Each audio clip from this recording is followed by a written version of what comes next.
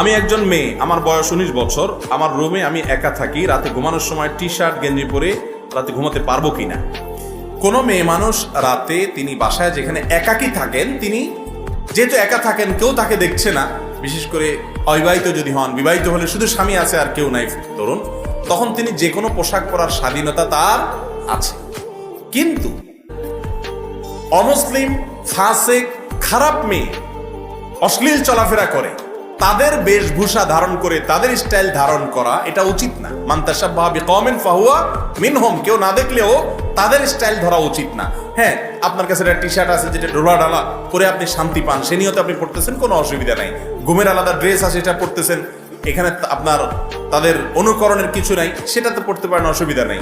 but ধরেন কোনো নায়িকা, কোনো মডেল, কোনো ফাসিক, কোনো অশ্লীল মেয়ে, খারাপ মেয়ে, তার বেশভূষা ধারণ করলেন, তার স্টাইল ধারণ করলেন, সেটা কিন্তু